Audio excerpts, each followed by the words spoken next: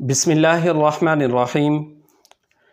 ناظرین محترم، سوال کیا جاتا ہے کہ ربیع الاول کے مہینے کی مبارکباد دینا، خوشی منانا، چراغاں کرنا، چرچا کرنا، کیا یہ اسلام کے اندر جائز ہے یا جائز نہیں ہے؟ تو حضرات محترم، جہاں تک اس بات کا تعلق ہے کہ خوشی منانا اور ربیع الاول کے مہینے میں چرچا کرنا، تو آقا علیہ الصلاۃ والسلام کی ذات اقدس اللہ رب العزت کی طرف سے ہمارے لیے نعمت عظمیٰ ہے، اور جب اللہ رب العزت کی نعمت عطا ہوتی ہے تو پھر رب کائنات قرآن کریم کے اندر ارشاد فرماتا ہے کہ وَأَمَّا بِنِعْمَتِ رَبِّكَ فَحَدِّثْ، اور اپنے رب کی نعمتوں کا خوب چرچا کرو، کہ یعنی اللہ کی طرف سے جب نعمت آتی ہے تو پھر اس کا چرچا بھی کرنا چاہیے۔ تو آقا علیہ الصلاۃ والسلام کی ذات اقدس ہمارے لیے رحمت، فضل اور نعمت ہیں، اور پھر اس رحمت اور فضل اور نعمت پر ہمیں اپنے رب کا شکر ادا کرنا چاہیے، اس کے حضور سجدہ ریز ہونا چاہیے۔ اور دوسری طرف جہاں تک اس بات کا تعلق ہے کہ ربیع الاول کے مہینے میں مبارکباد دینا، اور اس انداز سے مبارکباد دینا کہ اگر کوئی سب سے پہلے ربیع الاول کے چاند کی مبارکباد دے گا تو اس پر جنت جو ہے وہ واجب ہو جائے گی، یا اس پر جہنم جو ہے وہ حرام ہو جائے گی۔ تو حضرات محترم، ایک بات ذہن میں رکھ لیں کہ اس طرح کی کوئی بھی روایت احادیث کے اندر موجود نہیں ہے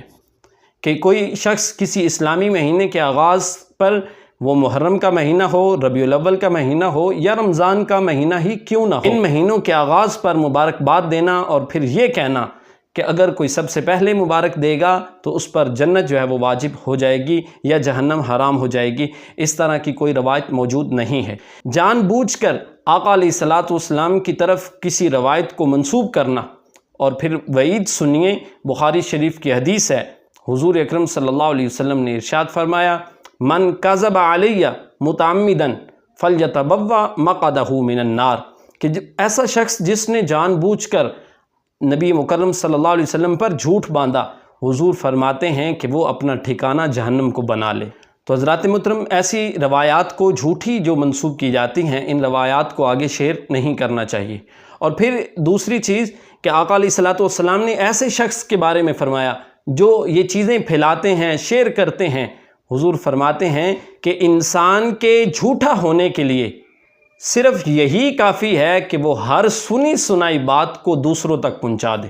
یعنی کتنی بڑی وعید ہے جھوٹا ہونے پر۔ حضور فرماتے ہیں کہ انسان کے جھوٹا ہونے پر یہی دلیل ہے کہ وہ ہر سنی سنائی بات کو دوسروں تک پہنچا دے۔ تو ناظرین محترم، ایسی کوئی بھی بات جب سامنے آئے تو اس کو تحقیق کیے بغیر لوگوں تک شیئر نہ کیا جائے۔ ربیع الاول کے مہینے میں، محرم کے مہینے میں، رمضان کے مہینے میں ایسے لوگ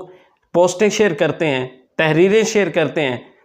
اور ان تحریروں کو پھر لوگ دیکھ کر آگے شیئر کرتے ہیں۔ ہمارا پیغام آپ تک پہنچ چکا ہے، اور وہ یہی پیغام ہے کہ یہ جھوٹی روایات ہیں، ایسی جو روایات ہوتی ہیں ان کو آگے شیئر نہ کیا جائے۔ اور جان بوجھ کر جب کوئی یہ چیزیں شیئر کرتا ہے پتہ ہونے کے باوجود بھی، تو حضور فرماتے ہیں فَلْيَتَبَوَّأْ مَقْعَدَهُ مِنَ النَّارِ، کہ پھر اس کا ٹھکانہ جو ہے وہ جہنم ہے۔ آقا علیہ الصلاۃ والسلام کی آمد پر خوشی منانا، یہ رسول اللہ صلی اللہ علیہ وآلہ وسلم کا اس دنیا پر تشریف لانا، یہ ہمارے لیے باعث رحمت اور باعث برکت ہے۔